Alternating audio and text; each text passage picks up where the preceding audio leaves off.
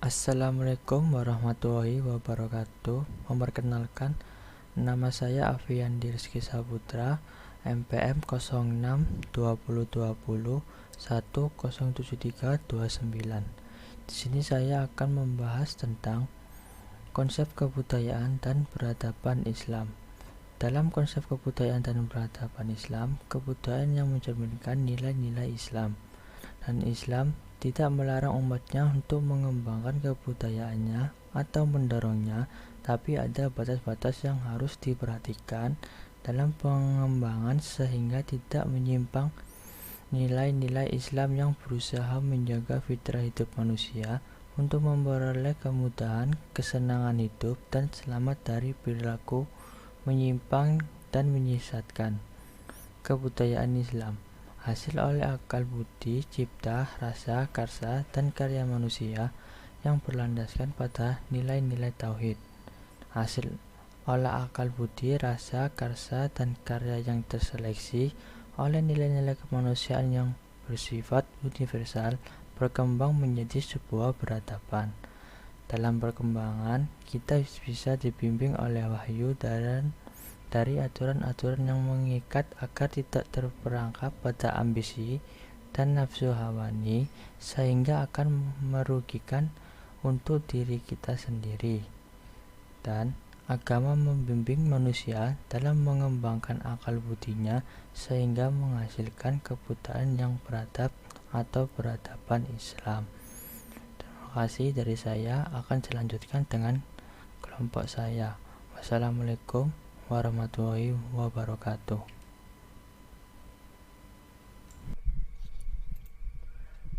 B. Nilai-nilai Islam dalam budaya Indonesia. Pada awal masuknya Islam ke Indonesia dirasakan sangat sulit membedakan mana ajaran Islam dan mana budaya Arab. Di zaman modern ini, semangat dan pemahaman sebagian generasi muda Islam dalam mempelajari dan mengamalkan ajaran Islam, mereka berpandangan bahwa Islam yang benar adalah segala sesuatu yang ditampilkan oleh Nabi Muhammad SAW secara utuh, termasuk nilai-nilai budaya Arabnya. Sedangkan nilai-nilai Islam itu bersifat universal. Maka dari itu sangat memungkinkan apa yang dicontohkan oleh Nabi dalam hal muamalah ada nuansa-nuansa budaya yang dapat kita aktualisasikan dalam kehidupan modern dan disesuaikan dengan muatan budaya lokal masing-masing.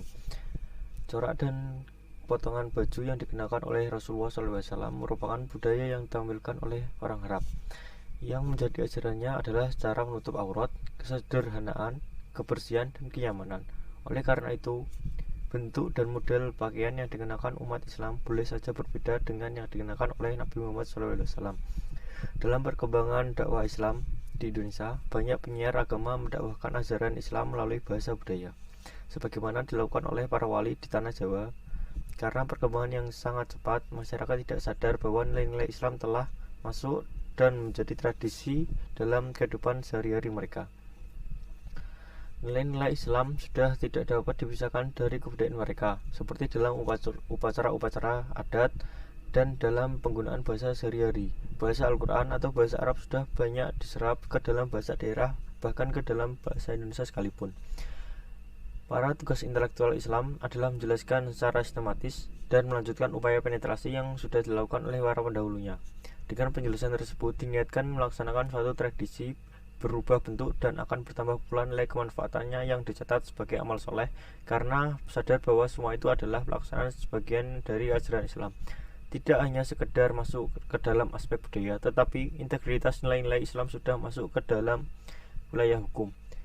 Sebagai contoh adalah hukum keluarga atau ahwatu sasiyah, masalah ahli waris, masalah pernikahan, dan lain-lain. C.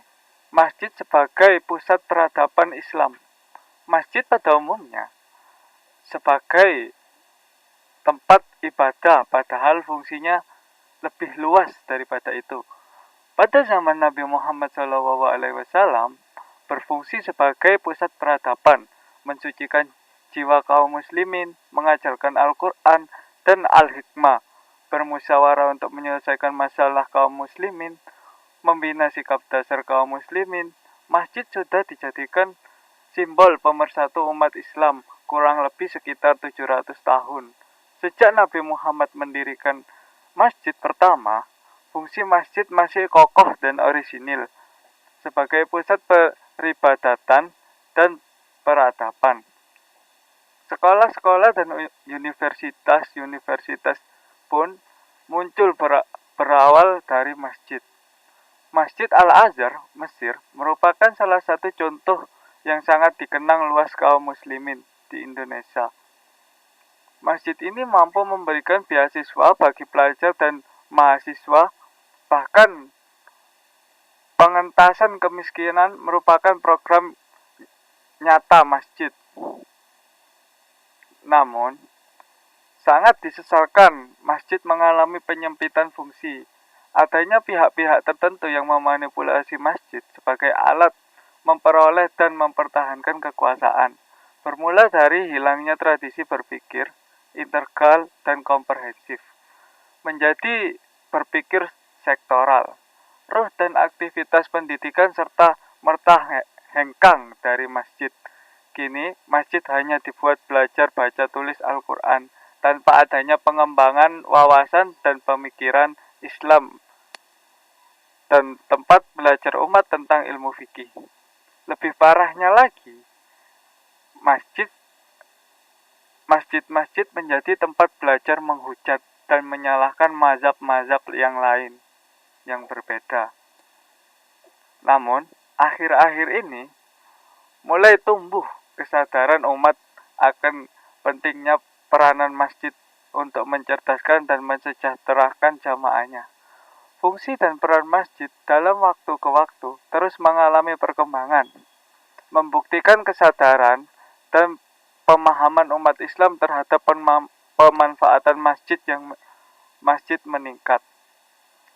Meluasnya fungsi dan peranan masjid ini seiring dengan lajunya pertumbuhan umat Islam di Indonesia, baik secara kuantitatif maupun secara kualitatif. Paradigma tentang masjid sejak masa awal-awal didirikan hingga sekarang tidak pernah berubah. Dalam syariat Islam, masjid memiliki dua fungsi utama, yaitu sebagai pusat ibadah ritual dan sebagai pusat ibadah sosial. Dari kedua paradigma tersebut, bisa disimpulkan bahwa masjid adalah sebagai pusat pembinaan umat Islam. Kesimpulan yang dapat diambil dari materi tersebut adalah Islam yang diturunkan sebagai din sejatinya telah memiliki konsep seminalnya sebagai peradaban, sebab kata din itu sendiri telah membawa makna keberhutangan, susunan kekuasaan, struktur hukum, dan kecenderungan pada kehidupan yang teratur. Dari akar kata din ini, lalu dibentuk akar kata baru madana, yang berarti berbudaya, bermartabat, dan maju sesuai dengan makna yang terkandung dalam din. Oleh sebab itu, ketika din agama Allah yang bernama Islam itu telah disempurnakan dan dilaksanakan di suatu tempat, maka tempat itu diberi nama Madinah. Dari akar ini, pulalah umat Islam menggunakan kata tamadun untuk istilah peradaban Islam. Meskipun di kemudian hari, istilah ini juga dipakai untuk peradaban Islam. Jika istilah din mengandung konsep seminal tentang peradaban, Al-Quran sendiri memiliki konsep seminal yang memproyeksikan.